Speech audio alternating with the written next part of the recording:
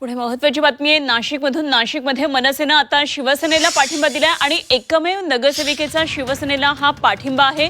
शिवसेना मनसे आघाडी असं हे नवीन समीकरण नाशिकमध्ये पाहायला मिळते। स्वीकृत सदस्यांसह समित्यांमध्ये आता वाढ होणार आहे। नाशिकमधून ही महत्त्वाची घडामोड पुढे येते आणि नाशिकमध्ये मनसेनं शिवसेनेला पाठिंबा दिलाय आणि एकमेव नगरसेविकेनं शिवसेनेला पाठिंबा दिलाय। शिवसेनेचा लाभ म्हणजे शिवसेनेमध्ये एक सदस्य ऍड होतो आहे। स्थायी समिती आणि काही विषय समित्या आहेत त्याच्यामध्ये त्याचा उपयोग होऊ शकतो।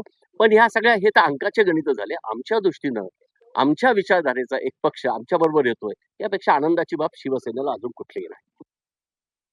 महाराष्ट्र नवनिर्माण सेनेचा नाशिक महानगरपालिकेमध्ये एक नगरसेवक निवडून आला होता आणि त्या अनुषंगाने आम्ही आमचा स्वतंत्र गट बनवला होता। परंतु आगामी महाकुंभमेळ्याचे जो आहे नाशिकमध्ये त्यात जे विकास कामं होणं गरजेचं आहे तो बघितला आपण तर तो महाकुंभमेळा जो आहे तो आमच्या प्रभागातच आहे आणि अशा परिस्थितीमध्ये विकास कामं ही झाली पाहिजे त्या दृष्टीने आम्ही हे सर्व शिंदेंच्या शिवसेनेबरोबर गेलेलो आहोत।